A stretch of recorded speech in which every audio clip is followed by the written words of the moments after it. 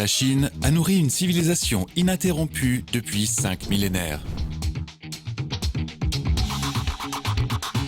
C'est une terre pleine d'énergie et de vitalité où les cultures se rencontrent et se mêlent. Je m'appelle Daniel, je viens du Royaume-Uni. Je suis en Chine depuis 25 ans et vous vous en doutez sûrement, je suis passionné de culture chinoise. Alors, ça vous paraît bien ? Je suis Cléo, je viens de France. J'ai commencé à apprendre le chinois en France à l'âge de 10 ans. Aujourd'hui, j'étudie à Shanghai. Nous nous apprêtons à entreprendre un voyage culturel à travers l'Est, l'Ouest, le Nord et le Sud de la Chine. Où nous rencontrerons divers passionnés de culture. Dans cet épisode, nous visiterons 4 villes. Lorsque la Chine s'ouvre d'elle-même au monde, les civilisations se rencontrent et s'entrelacent. Nous verrons comment la flamme d'une coexistence harmonieuse des cultures éclaire la voie de la Chine vers l'avenir. Bienvenue dans Voyage au cœur de la culture chinoise.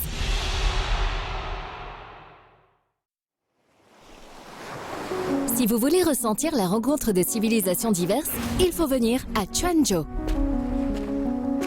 Ici se trouve l'un des principaux points de départ de la route maritime de la soie. Quanzhou est situé au sud-est de la province du Fujian. Dès l'époque des Song et des Yuan, il y a plus de 1000 ans, Quanzhou était déjà le plus grand port d'Orient. Des marchands de plus de 40 pays s'y retrouvaient. La ville commerçait alors avec le monde entier, dans un esprit d'ouverture exceptionnel. Des cultures très diverses s'y croisaient. Je me trouve dans un lieu très populaire sur les réseaux sociaux à Quanzhou, dans la province de Fujian. Vous voyez ici beaucoup de jeunes femmes superbes avec des fleurs dans les cheveux. C'est la coiffure traditionnelle à fleurs, la Jianhua, typique d'ici. Les visiteurs viennent pour se métamorphoser le temps d'un instant. Je vais essayer moi aussi. Bonjour. Bonjour. Bonjour. Est-ce que je peux essayer moi aussi? Oui, bien sûr. On va d'abord vous faire changer de tenue. D'accord, très bien. Vous pouvez aller à l'intérieur. Ces derniers temps, la coiffure Jianhua est très en vogue dans de nombreuses régions de Chine. Les jeunes filles revêtent de jolies robes et arrangent dans leurs cheveux des fleurs multicolores minutieusement ordonnées. Quanzhou est le berceau de cette tradition. Il y a des couleurs que vous aimez ou que vous n'aimez pas? Oh, tout me va. Alors, je vais faire selon la tradition. Huang Liang est une spécialiste du Jianhua, célèbre à Shunpu et dans toute la région. Elle m'explique qu'il y a très longtemps, avec l'essor du commerce maritime, des marchands arabes et persans vivaient à Quanzhou. Ce sont eux qui ont apporté de l'Ouest des fleurs exotiques en Chine et les ont offertes aux femmes de Shunpu. C'est ainsi que la coutume du Jianhua est née. J'adore, il y a tellement de couleurs. Au quotidien, dans la rue, les femmes ne mettent que quelques fleurs. Mais aujourd'hui, c'est le 15e jour du mois lunaire. Ce jour-là, on va prier le dieu de la terre. C'est pour ça que tout le monde en met un peu plus. Aujourd'hui, le Jianhua fait partie intégrante de la vie des habitants de Shunpu. Les visiteurs peuvent aussi se déguiser en femme Xunpu pour une journée. Aujourd'hui, j'aimerais faire comme les locaux.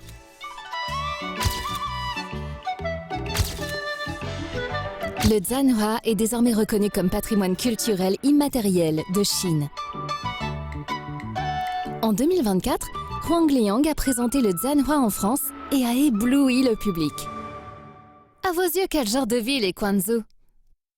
J'ai grandi ici. Pour moi, Quanzhou est une ville très ouverte, pleine de vie et de chaleur humaine. Il y a toutes sortes de cultures religieuses et de nombreuses coutumes différentes. Tout se mêle harmonieusement. Et cela donne une atmosphère profondément humaine. Quanzhou est une ville tournée vers la mer. Il y a plus de 700 ans, après avoir vécu 17 ans en Chine, Marco Polo est reparti de Quanzhou par la route maritime de la soie pour rentrer à Venise. À son arrivée, il avait été frappé par la prospérité de la ville. Il a décrit Quanzhou comme le plus grand port de tout l'Orient. Aujourd'hui, un photographe italien, Airos, explore lui aussi la beauté de Quanzhou à sa façon. Bonjour, Cléo. Ravi de vous rencontrer. Bienvenue à Quanzhou. Moi aussi, merci. Nous sommes ici dans la rue de l'Ouest. Ouais. Airos vit à Quanzhou depuis 13 ans. Pour lui, pour comprendre une ville, il faut d'abord goûter sa cuisine. Je vous emmène découvrir quelques encas locaux. Voici l'omelette aux huîtres, une spécialité de Quanzhou. C'est très frais. Quanzhou est au bord de la mer.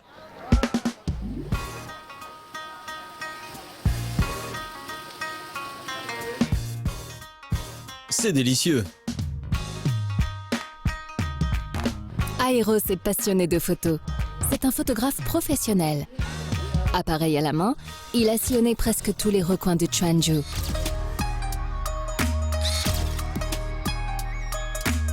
Son endroit préféré, c'est la pagode Liucheng. Symbole de Quanzhou, la pagode Liucheng a près de 1000 ans d'histoire. Premier phare sur la route maritime de la soie, elle a vu la prospérité de Quanzhou lorsqu'elle a été le premier port d'Orient. La pagode Liucheng était un repère majeur sur cette route maritime. Les marins arrivaient à Quanzhou par la mer depuis les 4 coins du monde. Quand ils ont aperçu pour la première fois la pagode Liucheng, ils ont su qu'ils arrivaient à la baie de Quanzhou. Ah, c'est pour cela que la pagode Liucheng est devenue l'emblème de la ville. C'est vrai, elle est très emblématique et elle garantissait la sécurité de la navigation. Aujourd'hui, Aéros est devenu un gendre de Quanzhou, pleinement adopté par la ville.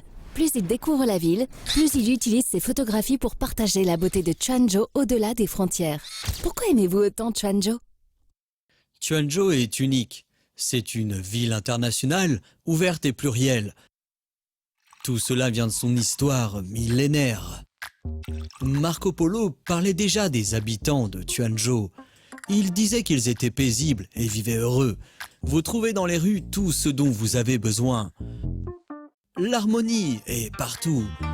Il y a 1000 ans, les habitants étaient déjà comme ça. Je peux vous l'assurer, aujourd'hui, c'est toujours le cas. En 2021, Quanzhou, centre mondial du commerce maritime à l'époque des Song et des Yuan, a été inscrite sur la liste patrimoine mondial de l'UNESCO. En arrivant à Quanzhou, j'ai découvert une ville au mélange étonnant. Dans la rue Toumen se dresse en silence la mosquée Qinjing de style arabe. Et à 1 minute de marche, on tombe sur le temple traditionnel chinois de Guanyu. Des scènes de ce genre ne sont pas rares à Quanzhou. Aujourd'hui, par son ouverture et sa diversité, la ville est devenue une destination très prisée. Nous sommes venus surtout pour faire des photos, pour photographier la coiffure de Sanhua. Beaucoup de gens repartent avec de superbes clichés. C'est ce qui nous a donné Pourquoi envie de avoir mis venir. cette tenue aujourd'hui ? C'est parce que je trouve le Sanhua très beau, alors je suis venue. J'aime aussi la nourriture locale.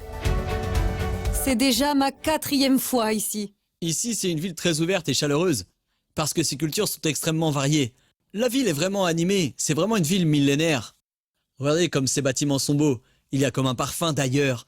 Comme l'architecture de cette ville a vu 1000 ans d'histoire, il y a de très nombreux sites historiques. On peut visiter sur plusieurs jours. Ici, on dit que la ville est à moitié dans les fumées d'encens et à moitié dans les nuées. Cela veut dire qu'il y a partout des lieux de culte différents. Le temps semble avoir épargné Quanzhou. Il n'en a pas effacé l'effervescence.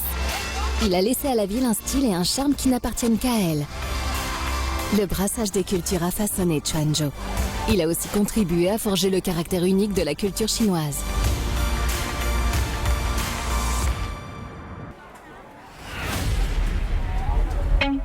Parmi les nombreuses villes de Chine, la région administrative spéciale de Macao occupe une place à part.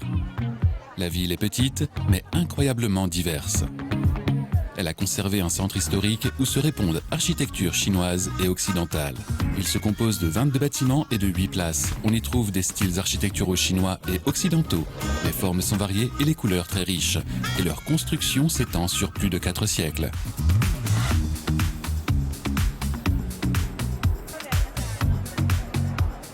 La meilleure façon d'explorer ce musée à ciel ouvert, c'est d'y flâner à pied. Pour nous, les Macanais, chaque fois qu'on passe par ici, on ressent une affection particulière pour le temple d'Ama. C'est le plus ancien temple de tout Macao. Il a plus de 500 ans, il remonte à la dynastie Ming. Le rôle de Matsu est de protéger les bateaux de pêche quand ils prennent la mer. C'est pour ça qu'il y a cette fenêtre ronde. Ainsi, elle peut regarder au loin et venir en aide à ceux qui ont besoin de protection.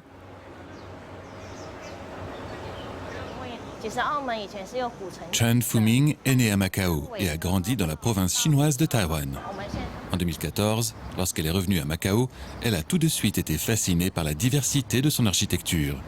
Elle a décidé de redécouvrir sa ville. Comme je travaille moi-même dans l'art et le design, j'ai envie de connaître l'histoire et le contexte qui se cachent derrière chaque beau bâtiment. Et j'aimerais partager ces histoires avec tout le monde. Rejoindre l'association des ambassadeurs du patrimoine de Macao a rapproché Xiaoming de son objectif. Sa mission consiste à guider des visites à pied pour présenter des bâtiments historiques.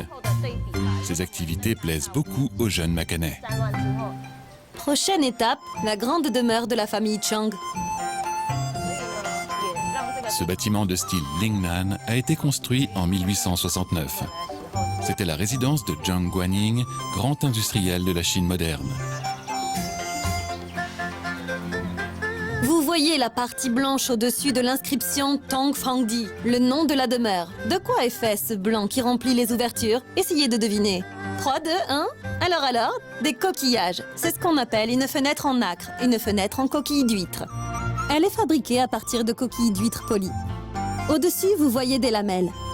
Ce sont des persiennes. C'est un élément venu d'Occident, absent de l'architecture traditionnelle chinoise. On voit bien ici la fusion sino-occidentale. C'était un design de fenêtre sophistiqué. Mon école est juste à côté. Je passe souvent par ici. Je m'y suis habitué. Mais je n'avais jamais réfléchi à l'histoire derrière ces bâtiments. Aujourd'hui, j'ai enfin entendu leur passé. Quand je visite seul, je me promène un peu au hasard. Je me contente de prendre des photos. Je fais une image, puis je repars. Mais la culture derrière tout cela, je n'y comprenais pas grand-chose. Cette visite m'a beaucoup apporté. J'ai appris énormément de choses. En 2005, le centre historique de Macao, qui est le plus ancien, le plus vaste et le mieux conservé ensemble de bâtiments chinois et occidentaux du pays, a été inscrit sur la liste du patrimoine mondial de l'UNESCO. Je suis ravi d'être ici. J'ai une petite question. Macao n'est-elle pas surtout connue pour les ruines de Saint-Paul? Pourquoi m'avoir donné rendez-vous ici? Je vais vous expliquer. Ici, c'est le premier lieu où se sont rencontrées les cultures chinoises et occidentales de Macao.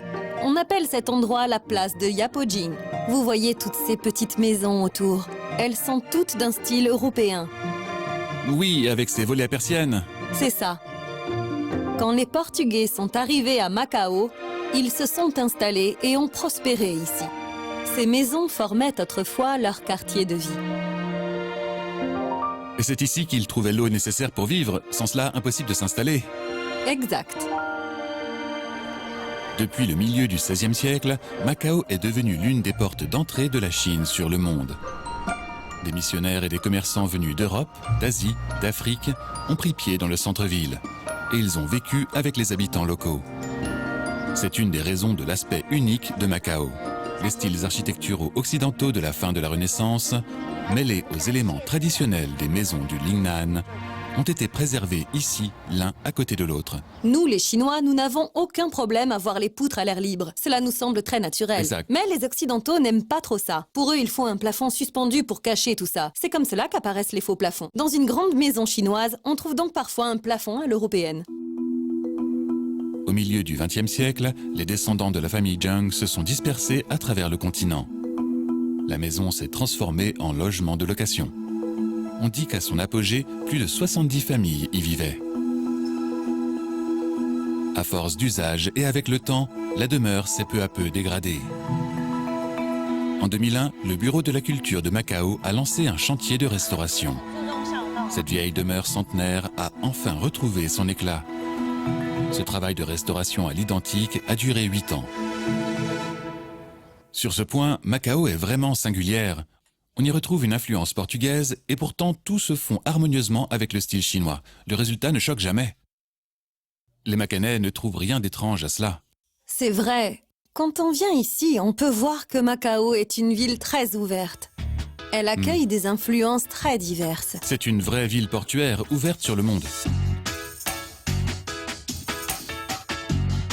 L'Association des ambassadeurs du patrimoine de Macao, à laquelle appartient Xiaoming, a été fondée en 2004. C'est un collectif culturel composé de jeunes. En 20 ans, l'association a organisé plus de 1000 visites de la ville. Tran Zhiguang, Macanais, en est le président fondateur. À l'époque, il était encore étudiant à l'université de Macao.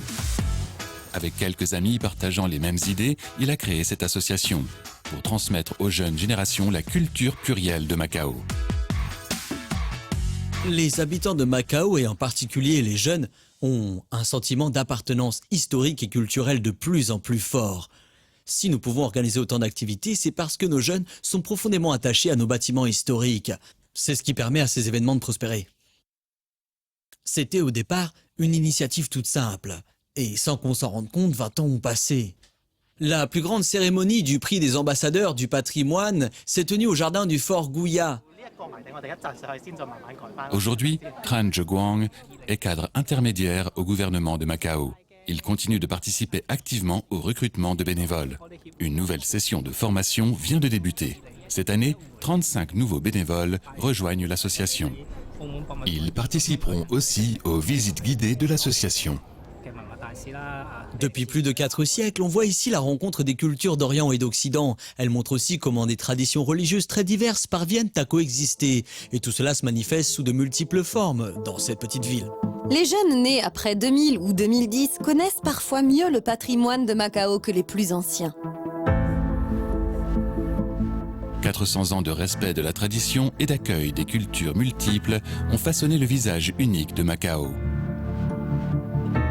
Il ne fait aucun doute que l'amour des jeunes pour l'histoire de leur ville et leur volonté de la transmettre est une évolution réjouissante. La prochaine fois que vous viendrez à Macao, laissez-vous tenter par une promenade à travers la ville. Écoutez les jeunes vous raconter l'histoire de ces architectures chinoises et occidentales.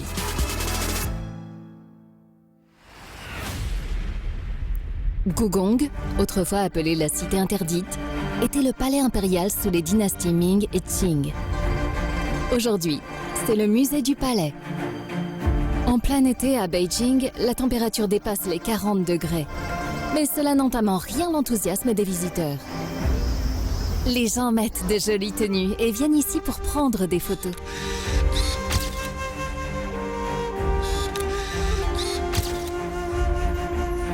De mon côté, je viens voir une exposition particulière. Les pièces exposées appartiennent aux souverains de Chine et de France. Bien qu'ils ne se soient jamais rencontrés, ils étaient fascinés l'un par l'autre. Bonjour, Bonjour. Bienvenue. Je m'appelle Comment Dao dois-je vous Tian. appeler? Nous sommes au musée du site du marquis de Haihun, qui fait partie du musée de Shanghai, le sommet de la pyramide. Il y a un char complet datant des Shang et des Yin. Dao Tian, originaire de Beijing, est un blogueur culturel. Sa passion? Visiter des expositions et partager ses découvertes à travers des vidéos courtes. Bienvenue au musée du Palais. Est-ce votre Merci. première visite? Probablement, oui. Cette exposition, vous ne l'avez Oui. jamais vue auparavant. Et elle porte sur les échanges sino-français. Oui. Depuis le XVIIIe siècle, la Chine et la France ont noué des relations. À l'époque, la Chine était à la mode à la cour de France. Et des mathématiciens français vivaient à la cour impériale chinoise. Leurs échanges ont stimulé la littérature, l'art et la science, et favorisé des progrès dans de nombreux domaines. Environ 200 pièces précieuses sont présentées ici, venues du palais de Versailles et de la Cité interdite. Elles témoignent de cette histoire. Notre très cher et bon ami. C'est cette phrase. Notre ami très cher. Ami n'est pas à prendre à la légère. Pour nous, l'écriture ici est difficile à lire. Ouais, moi aussi j'ai du mal. Cette lettre, en réalité, a été écrite par Louis XIV à l'empereur Kangxi. Malheureusement, elle n'a jamais été envoyée de France jusqu'à la Chine. Leur relation était en quelque sorte une relation d'esprit. La lettre est restée conservée en France. Même si elle n'est jamais arrivée entre les mains de Kangxi, le désir d'échanger est déjà très manifeste dans cette lettre. Voici maintenant les portraits des empereurs Kangxi, Yongzhang et Tianlong. Et celui-ci est particulièrement intéressant, c'est un portrait de l'empereur Yongzhang. Il ressemble un peu à ce que nous appellerions aujourd'hui un costume ou une transformation. Pourquoi? Il ne s'habillait probablement pas ainsi dans la réalité, mais il aimait dans les portraits incarner un style singulier, original. Il a été influencé par les habits de Louis XIV, et il a voulu reprendre cette mise en scène. Il y a clairement une inspiration des bals de la cour européenne. Dans ces pièces exposées, j'ai remarqué une magnifique montre de poche. Il est probable que Louis XIV l'ait offerte à l'empereur Kangxi.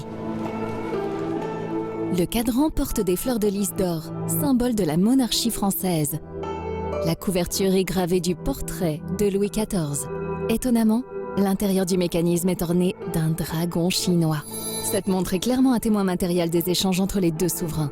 Ils avaient déjà compris ce que représente le dragon, car le dragon, dans notre culture, peut être vu comme une créature puissante, presque monstrueuse. Ils devaient en comprendre la signification. Il fallait savoir ce qu'il symbolisait pour l'utiliser En ici. observant les échanges sino-français de l'époque, on perçoit très nettement la très forte curiosité réciproque et le désir profond de mieux comprendre l'autre.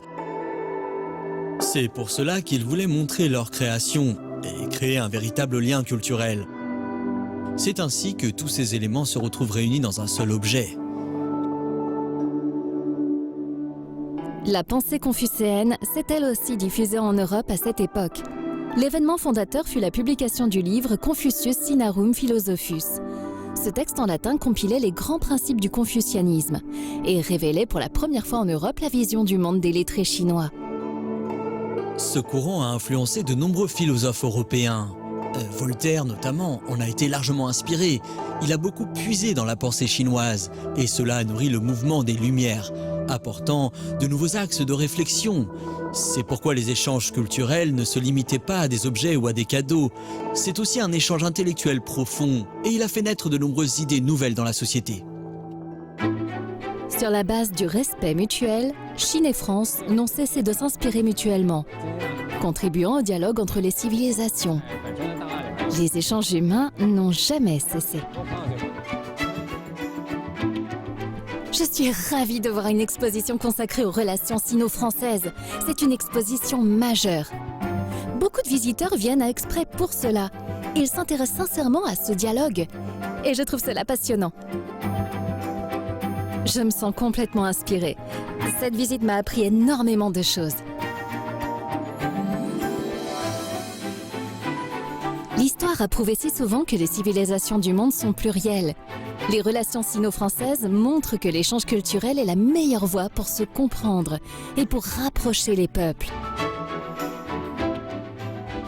En 2024, de nombreuses activités culturelles ont été organisées entre les deux pays. Expositions, danse, sport et divers échanges humains ont renforcé leur compréhension mutuelle, offrant une nouvelle occasion de dialogue entre Orient et Occident.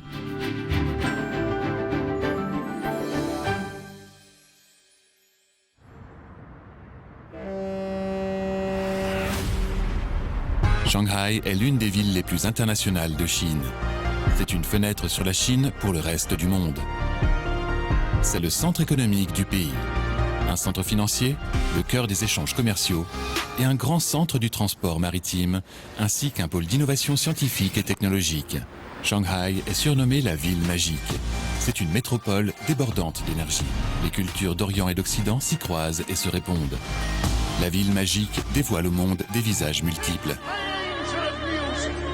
Et Shanghai s'est vu attribuer récemment un nouveau surnom, capitale asiatique du spectacle vivant. D'après les dernières données, en 2024, Shanghai a accueilli 57 000 représentations, attirant 25 millions de spectateurs chinois et étrangers. Que l'on aime le théâtre ou la musique symphonique, l'opéra ou les pièces modernes, les théâtres, les cinémas et les salles de concert de Shanghai ont de quoi satisfaire tout le monde. Aujourd'hui, une comédie musicale intitulée Lady M est en répétition à Shanghai. Cette œuvre est unique. Elle est le fruit d'une collaboration entre la Chine, le Royaume-Uni et les Pays-Bas. Le livret et la musique sont signés par un jeune couple britannique, James Binney et Gina Georgia. La néerlandaise Maya Akvoort tient le rôle principal.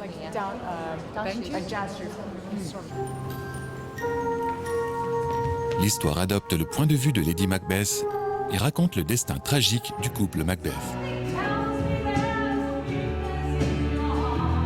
Une équipe aussi composite peut-elle vraiment donner une comédie musicale cohérente ? Quand nous avons découvert la musique et le sujet, nous nous sommes dit que c'était une excellente base, un matériau qui pouvait encore beaucoup grandir. Ces dernières années, à travers nos projets d'incubation, nous avons voulu faire entrer davantage de ressources internationales et de regards différents.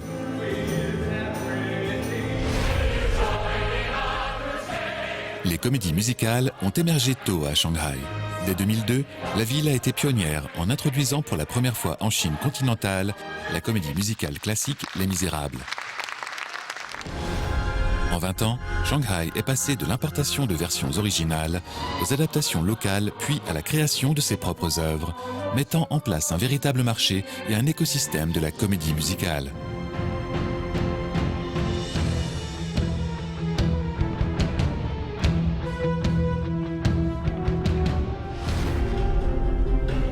Lady M est un exemple marquant de coproduction internationale.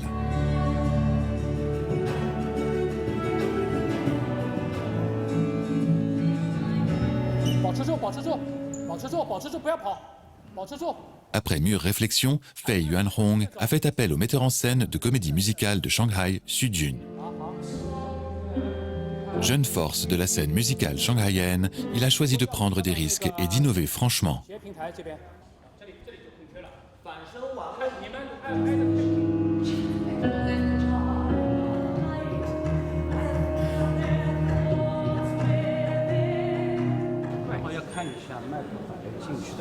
And look at the direction that Macbeth went off. That he went off. Yeah. Après 1 an et demi de préparation, le lieu de la première mondiale de Lady M a été choisi sur les rives du fleuve Huangpu à Shanghai. Pour découvrir le spectacle dès sa sortie, les auteurs et compositeurs, les Britanniques James et Gina, sont venus spécialement à Shanghai. Daniel, ravi de vous rencontrer. Je suis votre travail sur les réseaux depuis un moment. J'ai hâte d'en apprendre davantage sur cette comédie musicale. Merci. Est-ce que c'est la première fois que vous allez la voir du début à la fin? Oui, à peu Oui, près. oui. Au Royaume-Uni, nous avions vu quelques extraits de répétition. C'est la première fois que nous la voyons en entier dans un théâtre. D'accord. Allons voir où ils en sont dans les répétitions. Oui.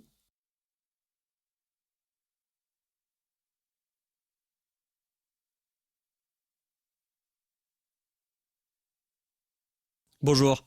Bonjour. Bonjour.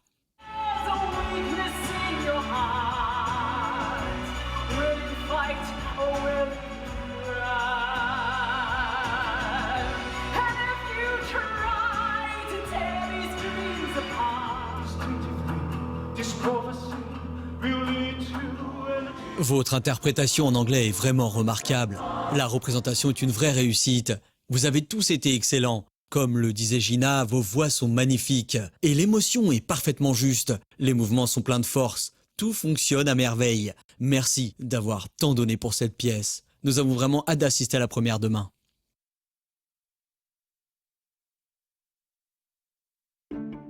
Après cette répétition, qu'avez-vous pensé du spectacle?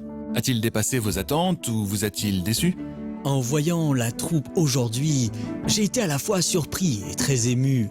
Même s'ils ne chantent pas dans leur langue maternelle, leurs prestations sont vraiment remarquables. C'est vrai, leur diction est très claire et leurs voix sont superbes. Depuis le début, nous avions une grande confiance en Xu Jun et son équipe.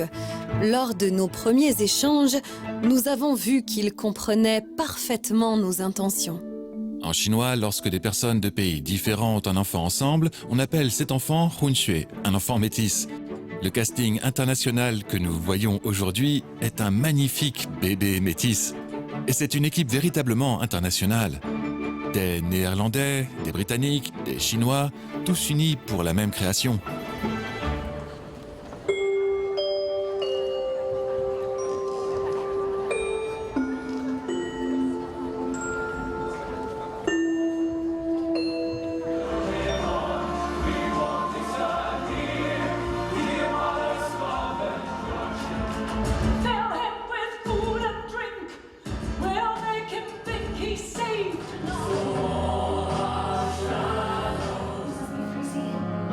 He's a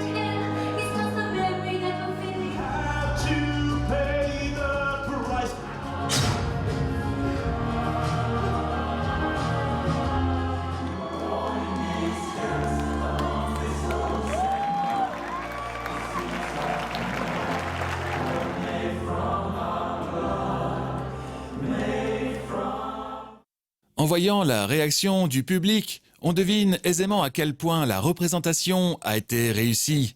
Les acclamations et les applaudissements parlent d'eux-mêmes. Qu'une comédie musicale créée par une équipe internationale puisse être mise en scène et créée à Shanghai est une très belle surprise. L'ambiance dans la salle est formidable. Et elle montre à tous que, quelle que soit la langue dans laquelle on chante, dans le monde de la comédie musicale, le public se laisse emporter par la force de la musique. C'est une collaboration internationale. Je sais que beaucoup de comédiens étrangers sont venus à Shanghai et qu'ils ont répété très longtemps. Plusieurs mois apparemment. Plusieurs mois apparemment. Dès la première représentation, leur entente est remarquable. La coordination est excellente. Est-ce que vous voyez souvent des comédies musicales de ce type? J'en vois plus de 180 par an. Beaucoup de gens viennent voir des comédies musicales? Énormément, et obtenir des billets est vraiment difficile. Nos productions locales sont aussi très bonnes. On peut voir des comédies musicales de formes très diverses. Je pense que c'est l'une des grandes forces de Shanghai. Nous bénéficions ici d'un climat artistique exceptionnel. D'après les chiffres officiels, de janvier à octobre 2024, il y a eu 13 000 représentations de comédies musicales en Chine. Shanghai représente à elle seule près de 60% du box-office national. Shanghai est sans conteste devenue la capitale musicale de la Chine. On peut tomber amoureux d'une ville grâce à un spectacle. Mais l'attrait de Shanghai ne s'arrête pas là. À Shanghai, on peut découvrir des expositions de tout premier plan sur le dialogue entre Orient et Occident. On peut assister à des compétitions sportives de niveau mondial et goûter à cette culture shanghaïenne si particulière. L'ouverture, l'innovation et la tolérance sont la marque de cette ville. Elle lui donne son tempérament unique de métropole culturelle internationale.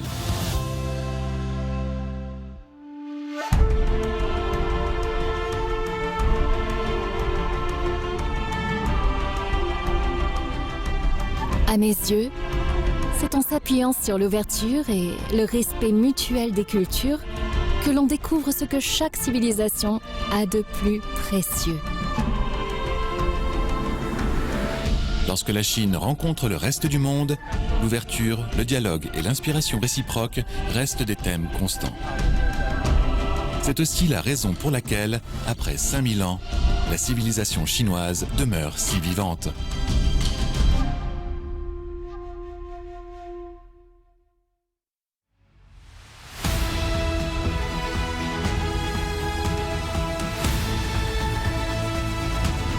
C'est du portugais?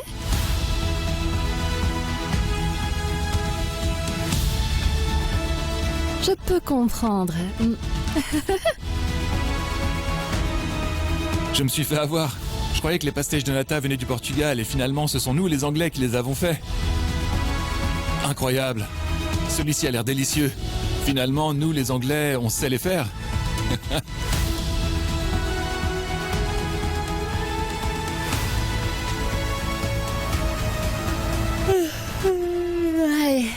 Amy, oui, Ami. aujourd'hui on dit Ami, Amy. En ancien français, c'était A-M-Y, Amy.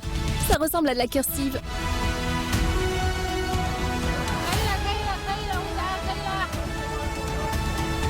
Le motif de la pagode est très net. Oui, il est en relief.